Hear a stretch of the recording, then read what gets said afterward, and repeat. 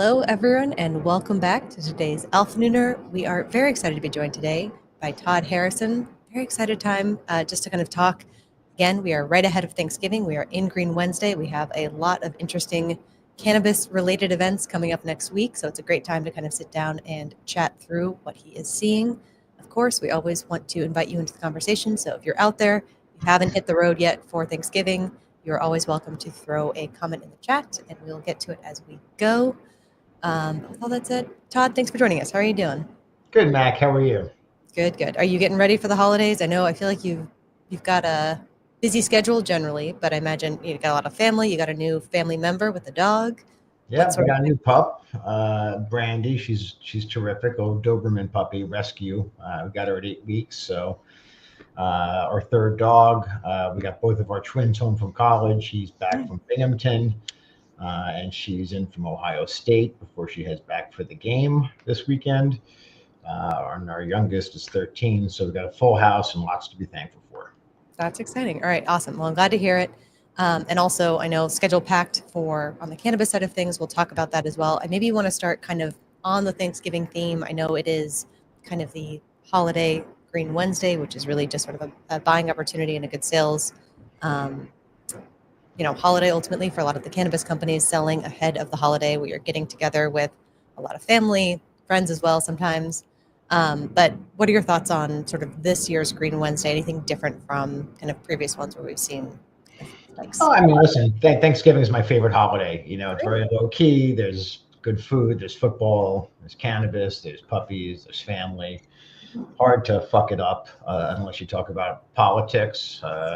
But that is even in the rear view at this point. So, in terms of the environment and the landscape, it's more of the same. I think, as we saw in earnings, the operating environment is challenging. We talked about this for the last month in terms of the four primary metrics: fundamentals, technical, structural, psychology.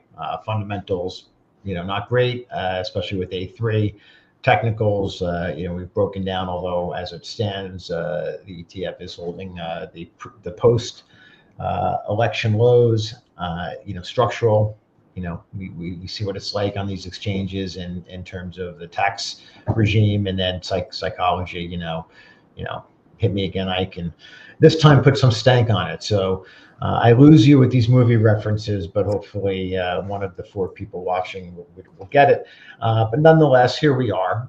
And, slow motion capitulation continues, right? A lot of tax loss selling, people getting cannabis off their books. It's one of the few sectors that has, losses this year to offset all the crypto gains and all the chip gains and all that. So that's an invisible catalyst. We know of at least one or two funds that are sort of tapping out, and hard to know when that ends, but certainly, there's another side to this, we think, as we get ready for the transition into the new regime.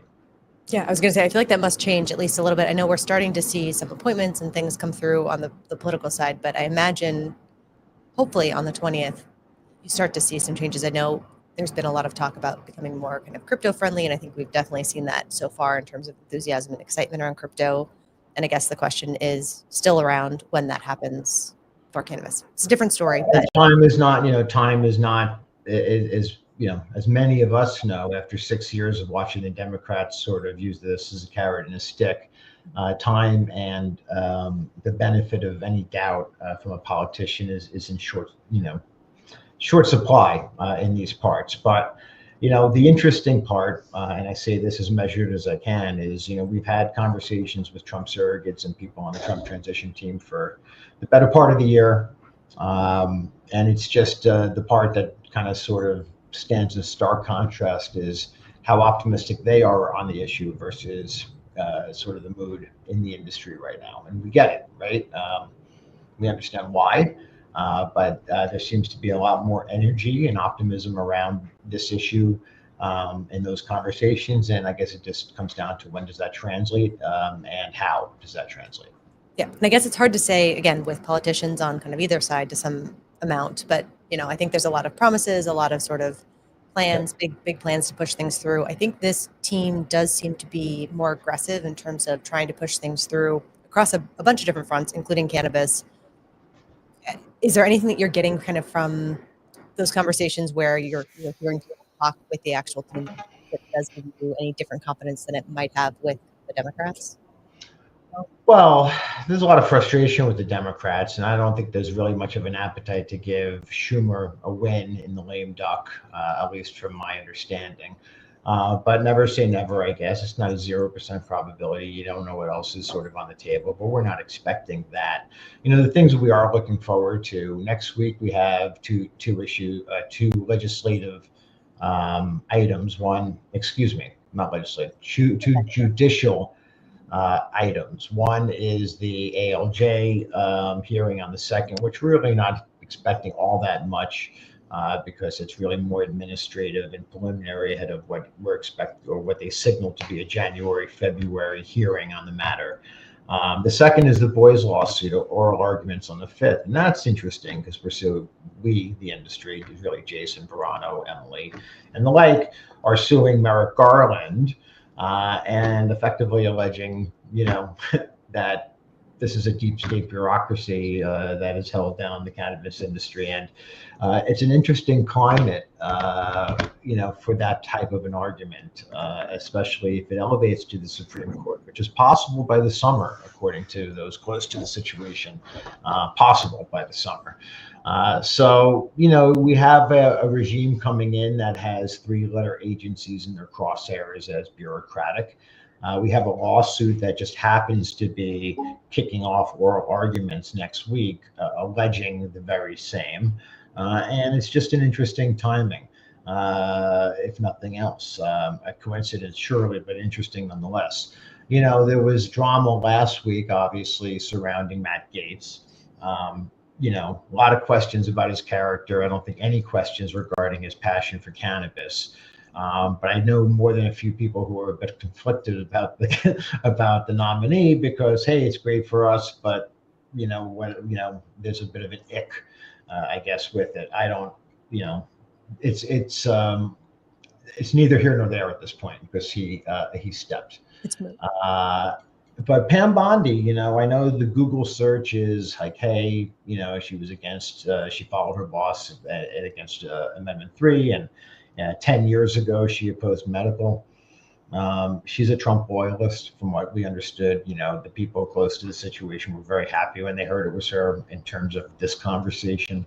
But, the market works on available information at any given time. And, the information right now is that, cannabis is the odd man out. The charts are broken.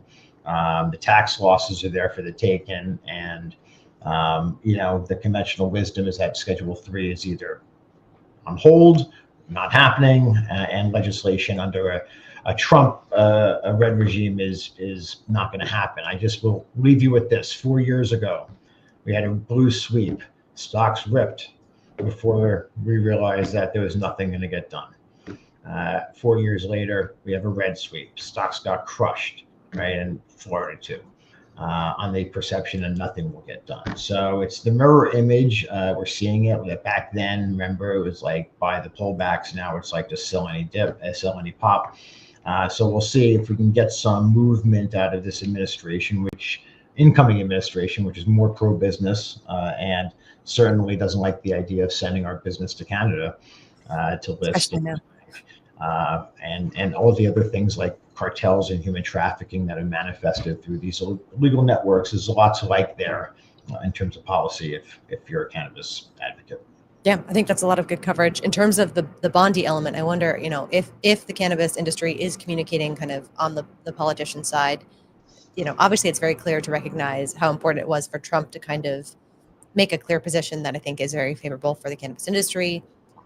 Is there pressure in the same way to kind of have Bondi clarify her current views and current things? Because I know we can speculate and think that she is in line with Trump and Trump is in line with cannabis, so that seems positive. But because 2018, I'm sure there is. I think it comes down to where do you want to spend your political capital right now, and I know that there are much more meaningful conversations regarding what does policy look like. When does that policy become public knowledge? Is it the first 100 days? That's there are a lot of conversations around cannabis, but it takes time, right? This administration is not going to be sworn in for another 7 weeks. Is it? Is it that long? Thereabouts 6 weeks. Yeah. So we got to get there, right? But certainly, listen, there are good companies out there. There are good companies out there that are going to rise from these ashes and be leaders going forward. We're seeing some of them already doing so.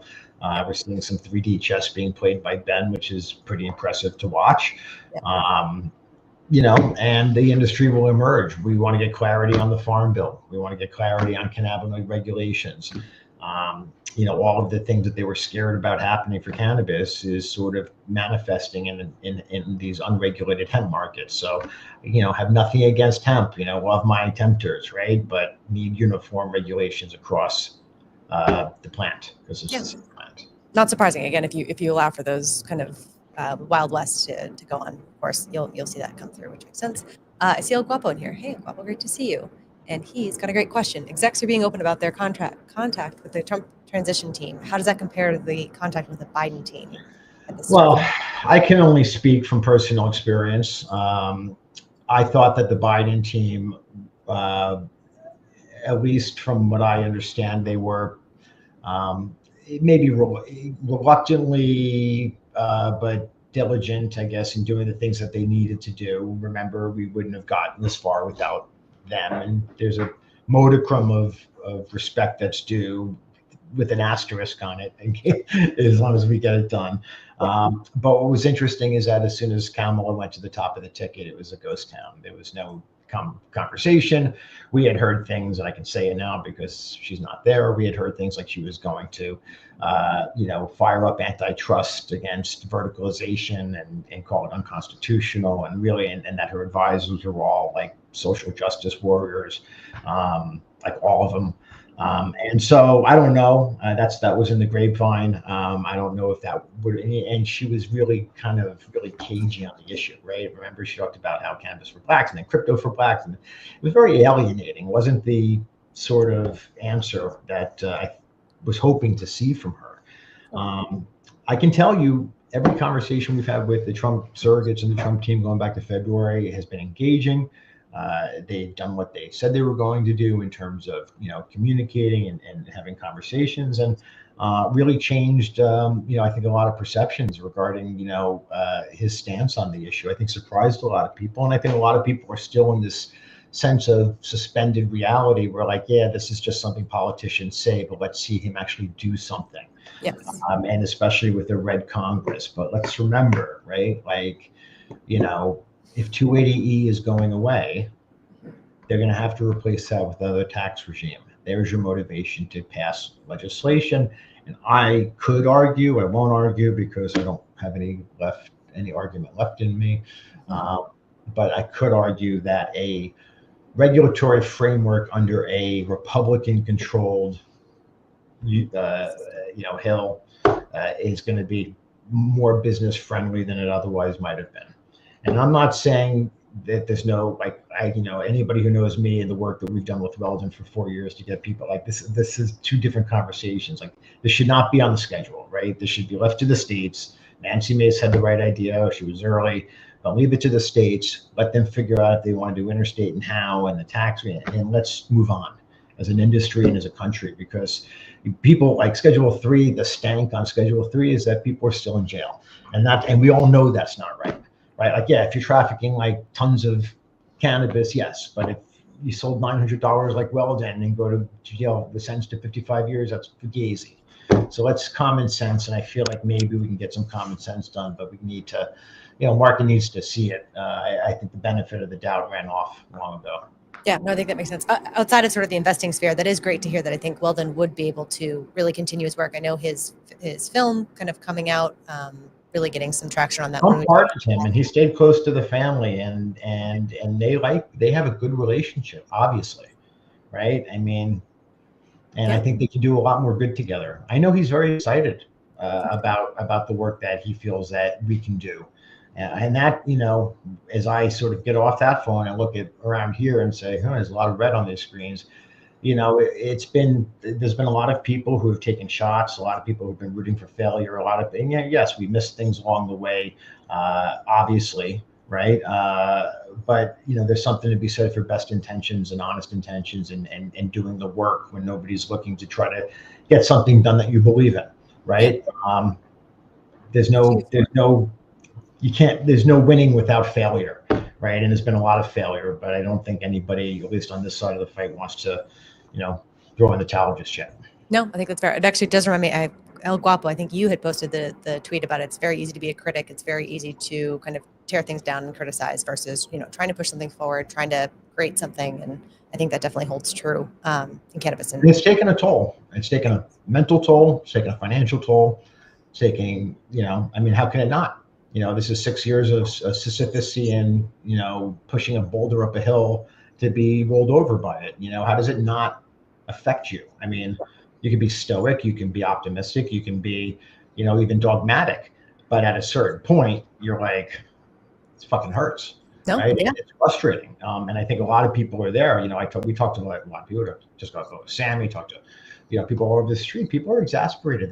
The financial fatigue and like, what am I going to do now? And I believed in this thing. This is what capitulation feels like. Will it last? I don't know. Where? I don't know. But this is sort of what it looks like and feels like, right? The chest pains, the wincing, the inability to sleep, the appetite, all of it, and it's prevalent. So it is Thanksgiving. There's a lot to be thankful for. We're not being held in a cave in Gaza for 419 days, thank God. Although we do need to get the rest of those people out. But there's a lot to be thankful for. So, this episode, there's a lot of shit going on, but you know what? You look through it and you say, here we are, and we live to fight another day. Yeah, no, I think that's very true. I'm seeing some good comments in here. Guapo is asking about how do we get states more co-sponsors? I feel like everyone was very excited about, Nancy Mace really kind of embracing cannabis. The Gates thing, I think, was sort of positive. I think she has put less pressure on sort of the States Act recently, but do you have any thoughts on that? Yeah, I think Steve Daines is going to be the champion, in the Senate. I think Nancy will be a champion. Don't forget, we have Dave Joyce as well as a champion. I think, again, why potentially now? Because if 280 goes away, as we expect it will, and I know that there's been a lot of agita over the appointees, but again, at this point, it's Donald Trump's decision to make. And he's already told us that decision. So I don't know the answer in terms of when do we see legislation. I know Joyce has already signaled that he's going to introduce safe banking immediately in the new Congress. And you know what? We shrug our shoulders because it's like, 10 steel tip boots in the belly, and you say, I'm not falling for that again. But maybe better language in a Republican safe than there is in a sort of Democratic safe. And not saying you don't put hope on there, because hope is easy. It's giving the states the right, and you pay them to expunge nonviolent cannabis. This should have been done years ago.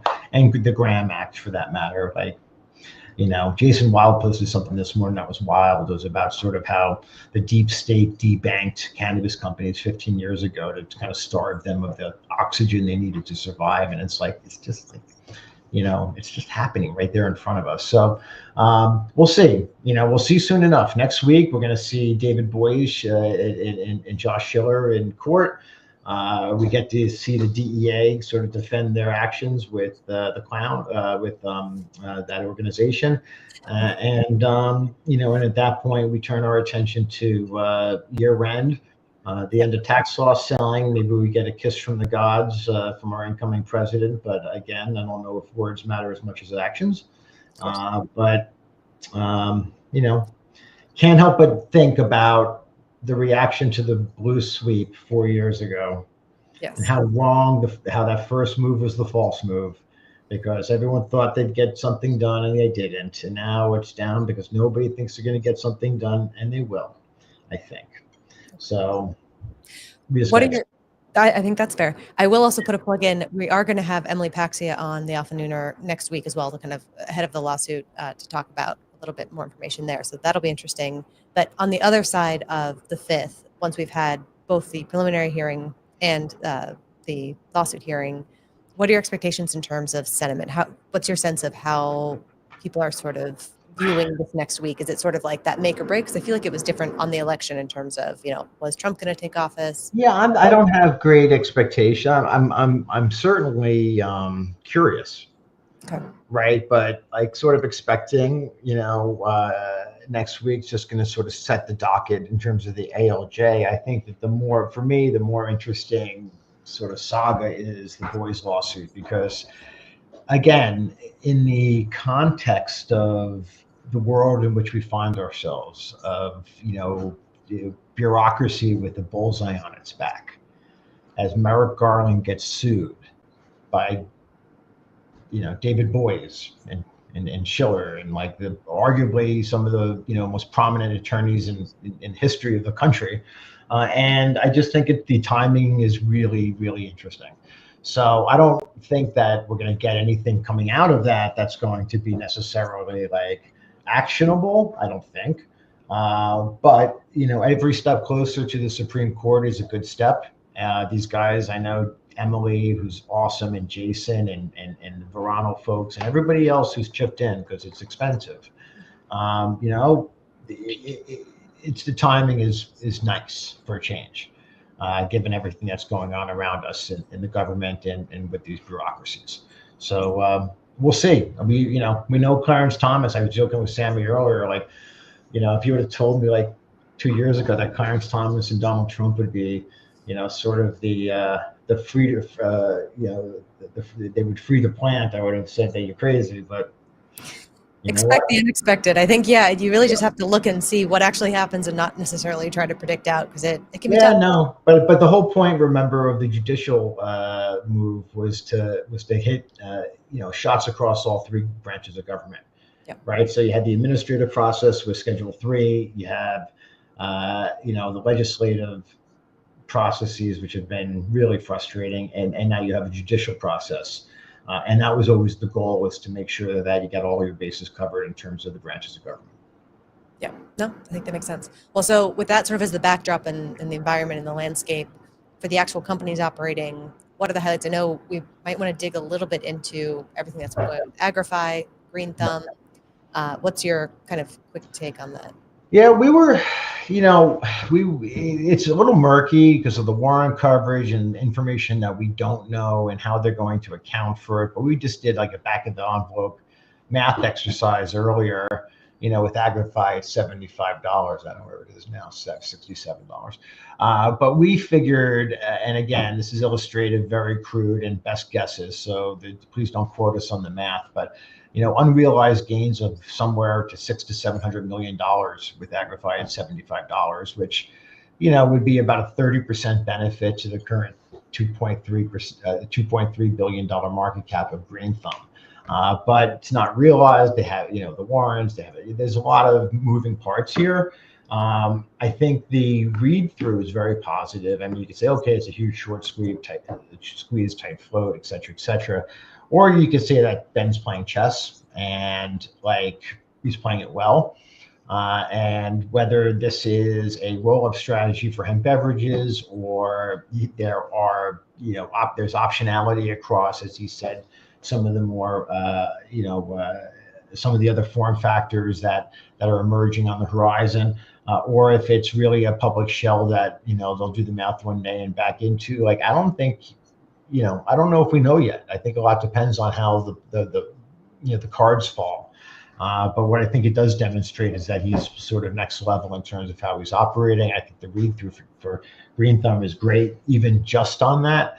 But obviously, we think there's a tangible benefit. We just don't know when that, how that's accounted for, when that's accounted for, or at what level that's accounted for. Yeah, I definitely agree. It's hard to tell exactly what the 100% benefit in the path that he's taking, but it seems like he's laying himself out for a lot of different positive outcomes, depending which way he wants to take. It's a great product, right? Sure. So, and we spend a lot of time, and we have 5 minutes, but we can address the elephant, because we have a lot of conversations like, where's the growth after Florida? And Boris, I know, has made the comment that cannabis doesn't have a growth problem; it has a regulatory problem. If you look at the $20 billion added in hemp over the last 2 years, you're like, there's your growth. And so it's a little glib, right? Because it's not like that growth is going to come right back into the channel. But as we get clarity on the farm bill, as we get clarity on a regulatory construct, and if it does sort of land where we think, where you're going to have hemp-derived beverages, but flour and other form factors, not so much, then this channel, the legal channel, will, start to pick up some of that growth again. But I think that the idea that these, the new states are coming online and they'll go to the sky, like, I don't think anybody really believes that was ever going to be the case. It was, you got some inflated margins up front, normalization over time. But really, I think the goal was to get a foothold in brand awareness and build, your presence in these particular states, given that was the only framework there is. So, listen, we don't think interstate's the death knell. We think if you're able to produce high quality cannabis at scale and do it in a way where, when the tax regime and the rest of the playing field evens, there's going to be winners out there, and they're showing themselves now, and just got to get there. Yeah, no, I definitely think the theme coming in even this year has definitely been that separation between kind of winners making themselves known. What's your take on sort of the element of having hemp exposure somewhere in your company? I know we've seen, other companies kind of take that on as well. How much of a factor do you think that's going to be heading into 2025 to have that exposure, to have that potentially? I think it's obviously it's an intelligent option to have. Yeah. And we're seeing it articulated in different ways. Obviously, the way Curaleaf went about it versus the way Ben is going about it, versus the way others who we're talking with are contemplating it once they have clarity. There's a chance that you see and I don't know if we hear this, I read this in Bloomberg recently, that you're going to get a 1-year extension on the farm bill, which is, to me, sort of like the worst case scenario. Half pregnant, we're not going to know, and sort of like keeps everything status quo for another year. But we saw the Stabenow bill, and I know that it got panned by some, but that was released into the lame ducks, to seed the conversation for the next Congress. So, we do think that there's going to be some resolution there that's going to help with growth. We think that maybe we see Pennsylvania, Florida's going to circle back around, and people love their cannabis. How they consume their cannabis and how, where and how is an open-ended question. But there's no doubt that, this DTC loophole where you can just go in and buy, cannabis online, hemp-derived cannabis online and have it, shipped to your doorstep. That's most definitely bogarted state legal growth.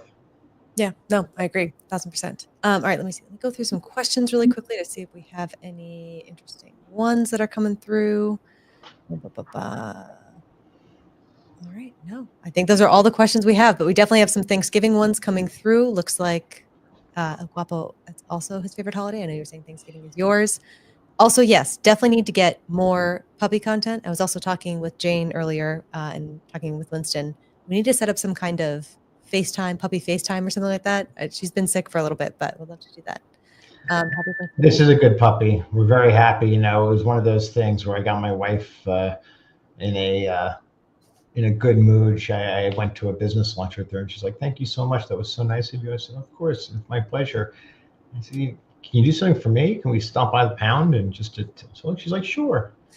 And we turned the corner, made eye contact, and that was it. Oh, I love it. And that was North Shore Animal League, right? North Shore Animal League. Yeah, this is our 4th dog we've gotten from North Shore. That's great. Way to give back. All right, well, that's awesome. Definitely looking forward to more puppy content, hopefully, but I hope you have a fantastic Thanksgiving. Everyone, thanks for being out here. Really, really appreciate it. Enjoy tomorrow. We will be on Friday to kind of talk through the rest of the short week. And then on Monday, big things definitely on the cannabis front with the preliminary hearing. We'll also hear from Emily Paxia. Definitely looking forward to that. That said, thanks so much, everyone, and we will catch you next time. Thanks.